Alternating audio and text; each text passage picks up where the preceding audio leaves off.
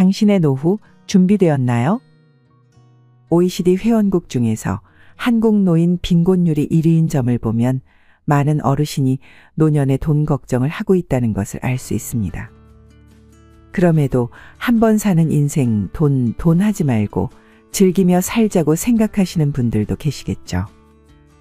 오랫동안 형성된 소비 습관과 각자의 상황이 모두 다르기에 정답은 없습니다만 이번 얘기는 관심을 가져야 하는 이유가 있습니다. 노후에 돈을 쫓지 않더라도 재산을 지키고 자식들에게 짐이 되지 않기 위해서죠. 그래서 오늘은 노후를 비참하게 만드는 반드시 줄여야 할 지출 4가지에 관해 이야기 나눠보도록 하겠습니다. 젊었을 때는 너무 사소하고 당연해서 몰랐지만 이것을 미리 알고 조금 더 일찍 준비할 수 있다면 좀 더 풍요로운 노년을 맞이할 수 있을 거라 생각합니다. 구독과 좋아요는 무료입니다. 여러분의 클릭 한 번으로 다음 영상을 더 빠르게 시청할 수 있습니다. 첫 번째, 경조사비.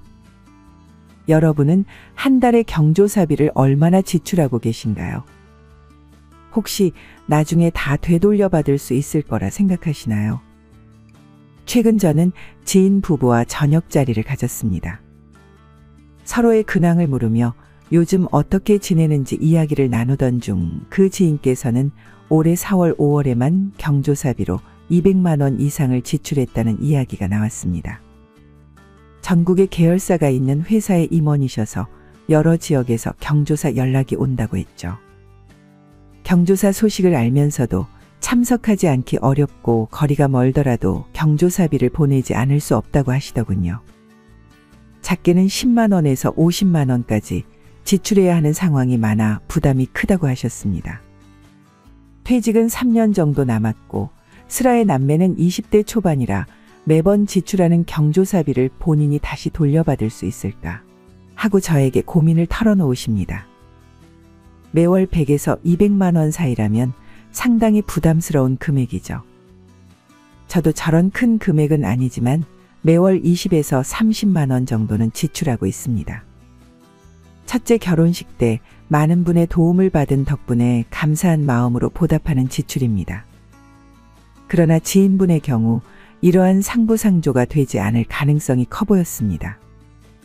그래서 그분도 이제부터는 부조금의 직책에 무게를 담지 않은 순수한 축하와 명복을 비는 마음을 담기로 하시겠다고 하셨습니다. 하지만 내가 말은 이렇게 하지만 정말 그럴 수 있을까? 돈 내고도 욕먹을 것 같은데. 이 자리에 있다는 자리값으로 그냥 해야겠지.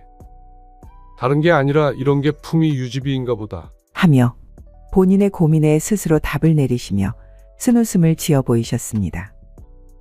아시다시피 부조금은 원래 목돈이 들어가는 큰 행사가 있을 때 이웃이나 친척들이 돈이나 음식, 노동력을 함께 모아 일을 잘 진행하도록 돕는 상부상조의 전통에서 시작되었습니다.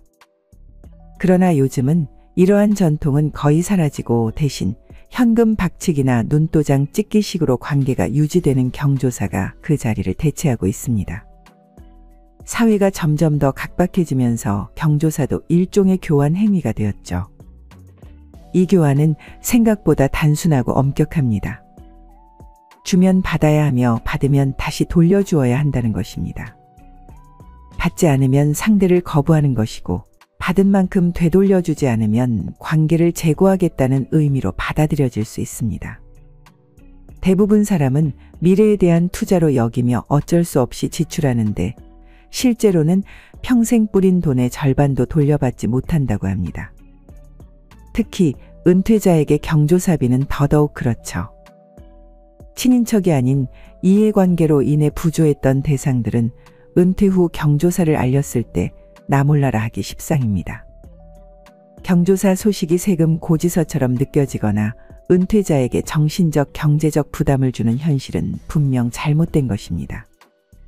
그러나 경조사는 오랜 세월 동안 뿌리를 내린 문화이며 쉽게 없어지지 않는다는 점도 사실입니다.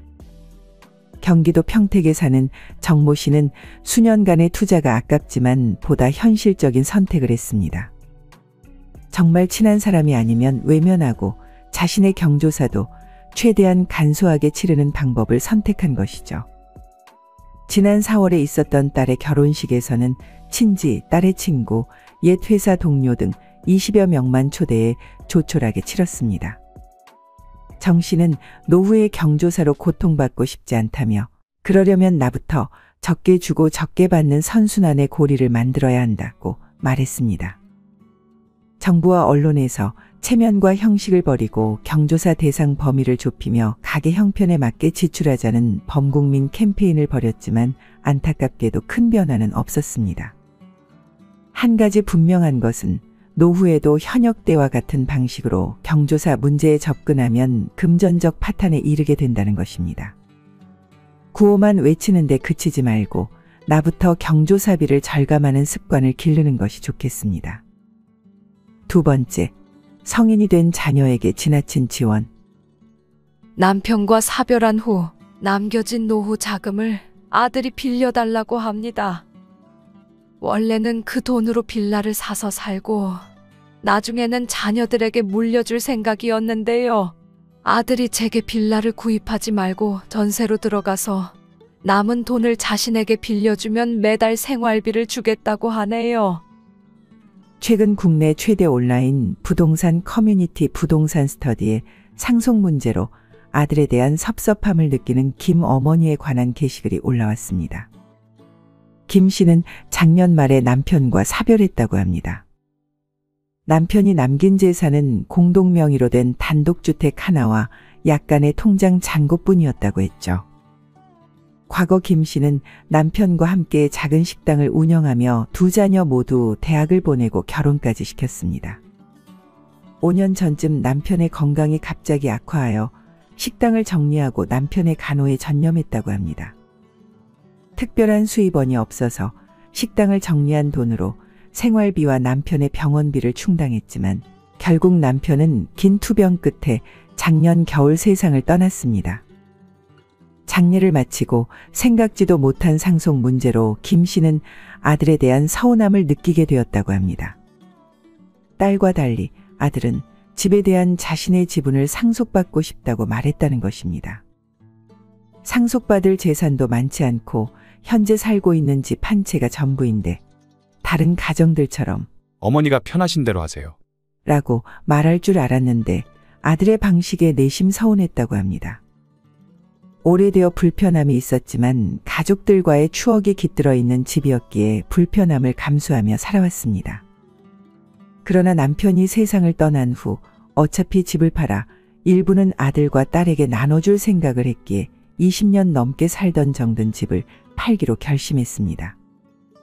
생각보다 빨리 집을 사고 싶어 하는 사람이 나타나 한 달 전에 계약금을 받게 되었습니다. 이사갈 집을 알아볼 시간이 필요했기 때문에 잔금 날짜는 최대한 여유 있게 잡았습니다. 매도 금액은 약 8억 원 정도였습니다. 김 씨는 아들과 딸에게 각각 2억 원씩 주고 3억 원 이하의 연식이 비교적 짧은 빌라를 구입하여 거주할 계획이었습니다. 남은 1억 원은 노후 자금으로 통장에 넣어두기로 했죠. 건강에는 자신이 있었고 오랜 경험이 있는 식당 일을 다시 시작하면 혼자 사는 것은 큰 문제가 없다고 생각했습니다. 그래서 계약금을 받은 후 김 씨는 딸과 함께 빌라를 보기 위해 다녔습니다. 하지만 아들은 빌라를 매수하는 걸 강하게 반대했죠. 김 씨는 아들이 빌라보다는 아파트를 추천해 줄 줄 알았으나 뜻밖의 이야기를 들었습니다. 어머니, 빌라는 전세로 구하세요. 그리고 이어서 아들은 자신에게 나머지 돈을 빌려주면 이자 명목으로 매달 생활비를 지원해 주겠다고 제안했습니다. 아들은 자금 운용을 할 수 있어 좋고 어머니는 생활비 걱정을 덜 수 있으니 서로에게 이익이 된다는 말을 몇 번이고 전화해가며 설득하고 있습니다. 처음에는 아들이 괘씸하다는 생각이 들었지만 팔은 안으로 굽는 법이라 아들의 말이 아주 틀린 것도 아니라고 생각하니 계속 고민이 됩니다. 특히 딸과 달리 아들은 아직 경제적으로 자리를 잡지 못한 상태라 더욱 신경이 쓰였습니다. 빌라를 매수할 것인가?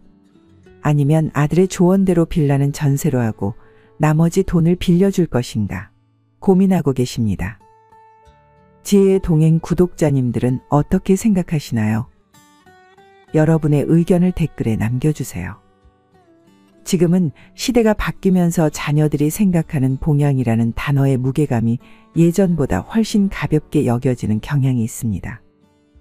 특히 부모에 대한 효라는 감정이 진심에서 우러나오는 경우보다 부모의 경제적인 능력에서 비롯되는 경우가 늘어나고 있어 안타까울 뿐이죠.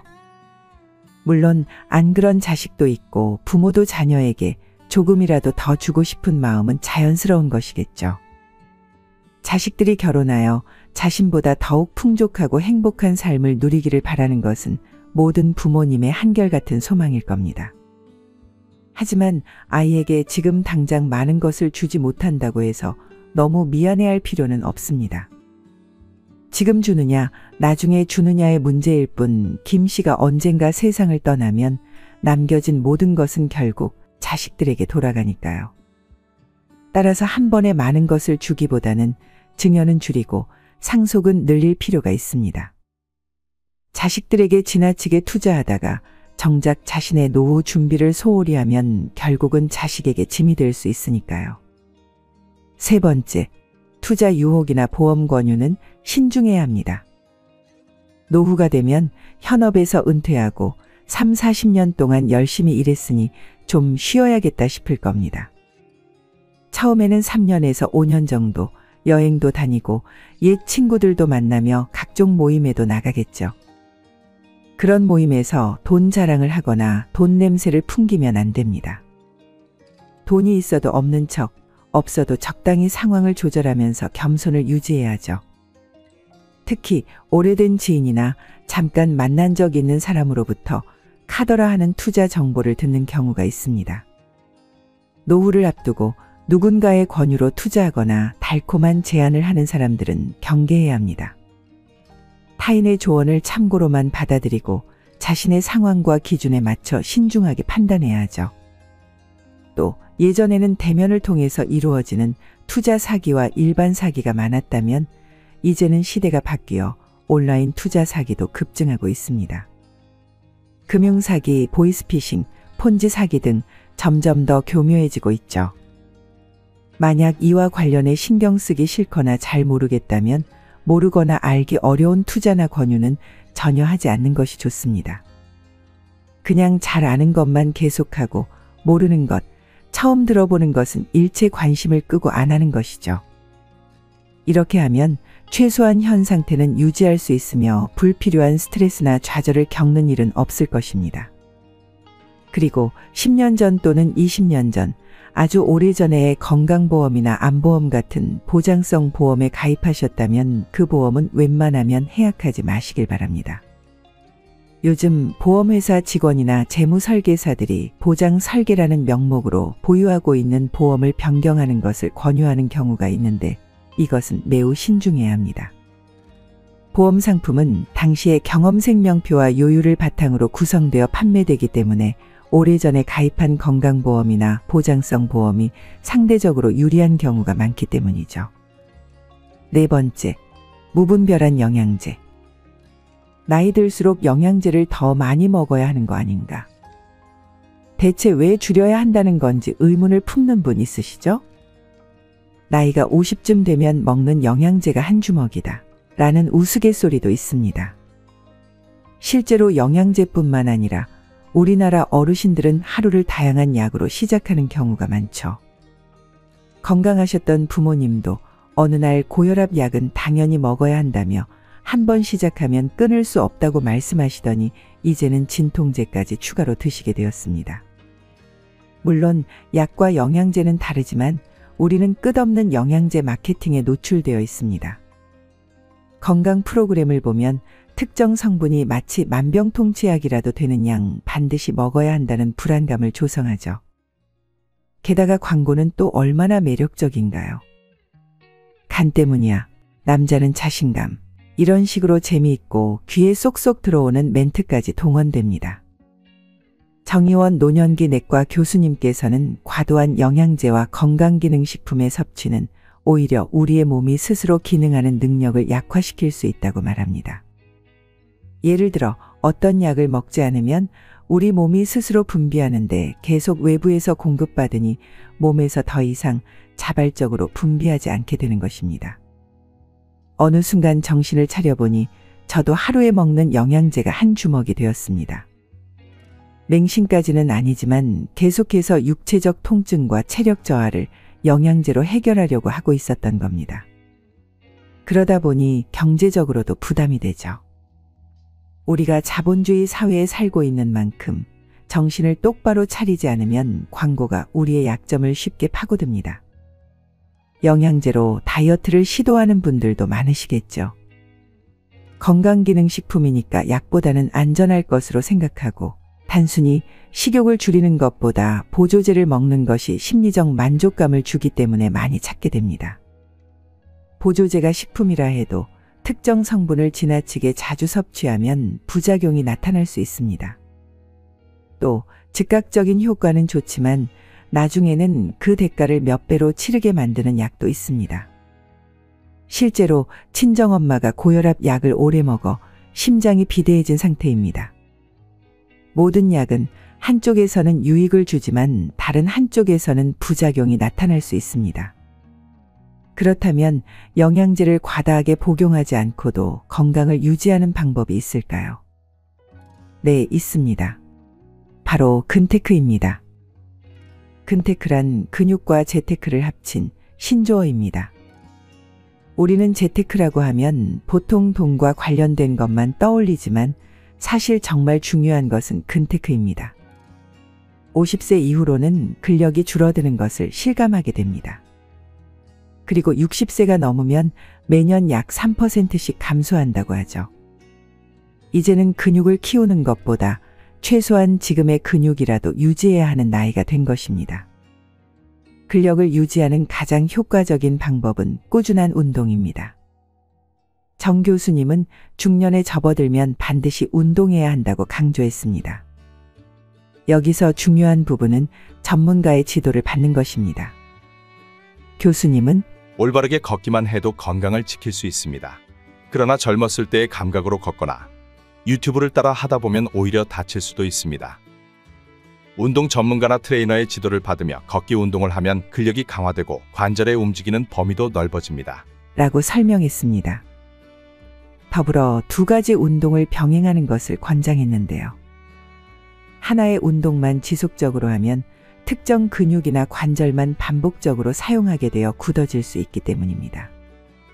운동 프로그램은 크게 유산소 운동, 근력 운동, 유연성 운동으로 나눌 수 있습니다.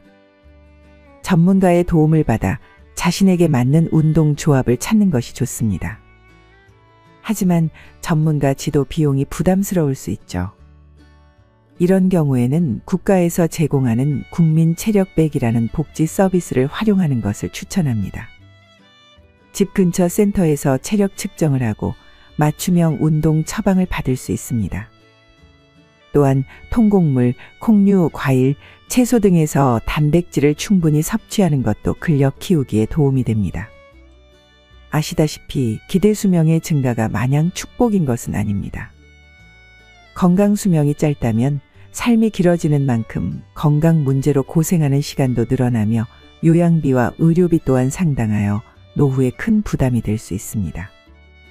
따라서 나뿐만 아니라 자식들을 위해서라도 지금부터 불필요한 지출을 줄이고 노후를 철저히 준비해야 할 것입니다. 지혜의 동행 구독자 여러분들은 노후를 위해 항상 노력하시는 분들이니 마음도 재정도 튼튼한 노년을 가꾸어 가실 거라 믿습니다. 그 밑거름에 이번 영상이 조금이나마 도움이 되었길 바랍니다. 구독과 좋아요는 사랑입니다. 끝까지 시청해 주셔서 감사합니다.